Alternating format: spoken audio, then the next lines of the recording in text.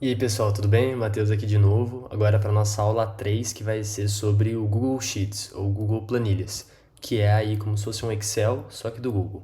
A primeira coisa que eu queria falar com vocês é sobre a anatomia de uma planilha. Então, basicamente, a planilha ela parece muito um jogo de batalha naval. Quando você fala, eu quero saber da célula D12, por exemplo, um exemplo.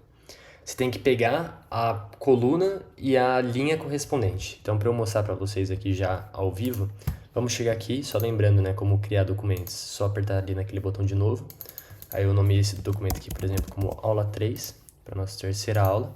E aí eu falei, por exemplo, vamos criar a célula D12. Eu venho aqui na coluna correspondente à letra D, que é essa daqui, e na célula correspondente e na linha correspondente ao 12. Que no caso, quando você cruza esses dois, você chega nessa célula aqui. E no momento que você clica nela, você consegue ver aqui em cima o nome dela, que no caso é esse D12.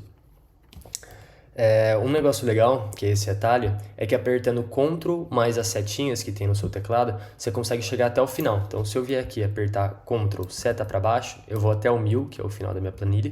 E se eu aperto Ctrl seta para a direita, eu vou até o Z, que é a última letra do alfabeto. E aí, para voltar, eu aperto agora Ctrl seta para esquerda.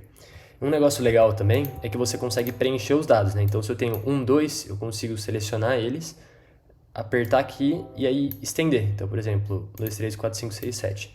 Se eu estender isso daqui até lá embaixo, então, por exemplo, até aqui a célula 131.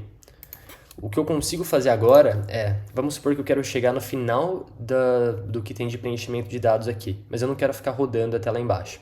O que eu posso fazer é, de novo, usar esse atalho do Ctrl e seta para chegar lá no final. Então aqui se eu aperto Ctrl, seta para baixo, eu chego agora no 131, que é onde acaba, teoricamente, essa minha planilha, né? E aí se eu apertar de novo Ctrl, seta para baixo, aí sim eu vou até a posição 1000. Mesma coisa quando eu estou no 1000 e aperto Ctrl seta para cima. Agora eu vou para 131 e não diretamente lá para linha 1. Bom, isso é uma dica legal aí. Agora falando sobre a chave mestra, né, que é esse sinal de igual. Basicamente, quando eu não uso um igual no começo da célula, eu estou tratando tudo que eu escrevi ali como texto. Então, se eu, por exemplo, vier aqui e digitar 2 mais 2, isso aqui é texto, é 2 mais 2, como você escreveria no seu caderno, né? Agora, se você quiser saber quanto que é o resultado dessa operação matemática, aí você tem que colocar um igual no começo da célula. Aqui você está avisando o Google Planilhas que você vai fazer operações matemáticas. Então agora se eu colocar 2 mais 2, ele já está sugerindo aqui o 4. E se eu apertar Enter, já aparece aqui para mim o 4. E se eu clico aqui na tabela no local que aparece a fórmula, já aparece aqui igual 2 mais 2, e não o 4, né? O 4 é o resultado, mas qual que foi a operação que me levou a isso? E aí aqui em cima você consegue ter essa informação. Então, eu mostrei para vocês essa conta direta versus quando você coloca o igual ali na frente. E um negócio legal que dá para fazer também nas planilhas é que você consegue definir, então, por exemplo, deixa eu apagar isso daqui, eu consigo pegar e somar o valor de células. Então, vamos supor aqui que eu quero somar essa célula A1, aí eu coloco aqui mais, e aí eu estou clicando nas células, né? Mais a célula A7 e mais a célula A10. E eu posso digitar aqui também, né? Então, por exemplo, A10. Aí agora eu vou apertar Enter, e aí agora aparece aqui para mim 18. 18, no caso, é o resultado da soma de 1 mais 7 mais 10. 1 mais 7, 8, mais 10, 18. Por isso que aqui, para mim, quando eu aperto Enter, aparece 18. E você consegue aqui na barra de fórmulas, né, que é onde eu estava mostrando para vocês, ver o que está gerando esse resultado 18. Um negócio que é legal da gente fazer também é falar sobre algumas fórmulas básicas, né, que tem aqui no Google Planilhas. Quando eu quero somar vários números, então vamos supor que eu quero somar do 1 até o 10. Uma coisa que eu posso fazer bem simples é só olhar aqui embaixo. Aqui ele já mostra para mim por padrão a soma e eu posso definir se eu quiser ver outras coisas. Então, eu quero saber qual que é a média. Aqui no caso é 5.5. O mínimo de 1 a 10 é 1, o máximo é 10, consigo ter várias informações desse tipo. Mas vamos deixar aqui a soma por enquanto. Agora, se eu quiser deixar aqui na minha planilha de uma forma que eu consiga sempre estar vendo isso, basta eu colocar igual, que aí eu estou informando o Google Planilhas que eu vou fazer uma fórmula matemática, e ao invés de eu vir aqui e selecionar as coisas que eu quero somar, que nem eu estava fazendo antes, posso fazer duas coisas, né? Eu posso primeiro, se eu fizer isso aqui, ele só mostra o número de células, no caso, né? Mas o que eu quero mostrar para vocês é soma, você coloca igual, soma. Então eu posso fazer isso aqui na célula também, né? Igual, soma, tudo maiúsculo. Aqui ele já vai mostrar várias fórmulas que você pode usar, né? Mas aqui no caso soma.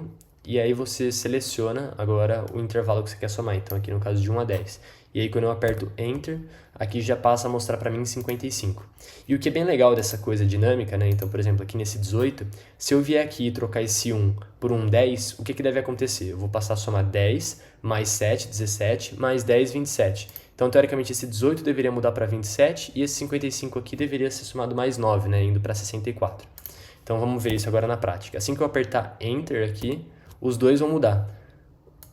Agora aqui eu tenho 27 e aqui eu tenho 64. Então, quando eu faço mudanças aqui, elas são diretamente expressas aqui, né? São diretamente recalculadas em todas as células que mencionavam essa célula. Então, como que essa célula aqui, no caso D6, está mencionando essa célula A3 que eu estava comentando? Porque ela está somando todas as células nesse intervalo de A1 até A10. Então, a A3 aqui, por exemplo, está dentro desse intervalo, por isso ela está alterando diretamente o resultado daquela outra célula. Bom, outra coisa que é importante a gente saber é sobre organização. Então, eu consigo colocar mais informações em um número e falar o que aquele número significa, por exemplo, se ele for dinheiro, e eu vou falar um pouco sobre filtros, né? Então, por exemplo, se no caso, isso daqui, vamos supor que não é 10 qualquer coisa, são 10 reais. O que eu posso fazer? Só uma coisa que eu ainda não tinha comentado, se você aperta e segura Shift e aí você aperta as setas para cima e para baixo, você começa a selecionar as coisas selecionar as células, né? Ao invés de só se movimentar, igual eu estou me movimentando agora, quando eu aperto e seguro Shift, eu passo a selecionar tudo, desde a célula que eu comecei até a célula em que o meu cursor está nesse exato momento. Agora, se eu aperto Shift, agora eu estou segurando o Shift aqui, eu vou apertar ficar apertando a célula para baixo, eu vou selecionando, mas se agora eu apertar e segurar Ctrl também, eu vou selecionar tudo até lá embaixo. Pronto, agora tudo selecionado. E aí vamos supor que tudo isso aqui é dinheiro, então eu venho aqui e aperto nessa formatação como moeda. Então a partir de agora tudo isso daqui passa a representar dinheiro. E para além disso, todas as operações que eu fiz com dinheiro agora também estão representando valores monetários. E eu consigo desfazer isso aqui, né, ou colocar outras formatações apertando aqui nesse mais formatos. E eu consigo formatar da forma como eu achar melhor. Então eu posso formatar desse jeito aqui de contabilidade ou todos os outros que ele me proporciona aqui, que o Google Planilhas proporciona. E aí a outra coisa que eu queria comentar são os filtros, né? Então se eu tiver aqui, por exemplo, uma coluna preço, e aí logo aqui em seguida eu vou ter uma coluna data, por exemplo, que eu posso comprar. E aí aqui eu tenho os preços de vamos supor que seria mais interessante se eles tivessem preços crescentes, né? Então aqui eu tenho vários preços, aqui eu vou ter datas, então eu vou colocar tipo 2 do 2, e aí eu vou colocar aqui 3 do 2, e a partir daí eu vou aumentando, então aqui ele já deve conseguir reconhecer. De novo, eu posso formatar isso daqui como dinheiro, se eu apertar aqui, e eu posso formatar isso daqui como data, apertando aqui, e aí depois aqui em data. Então pronto, agora eu tenho preço e data. Se eu selecionar agora essa minha planilha e apertar aqui em filtro, eu crio essas coisinhas que aparecem aqui do lado do preço da data, né? E agora eu consigo filtrar os produtos que eu quero. Então vamos supor que eu só estou interessado em produtos que custam menos do que R$4. Posso apertar aqui e aí aqui eu consigo criar um filtro, né?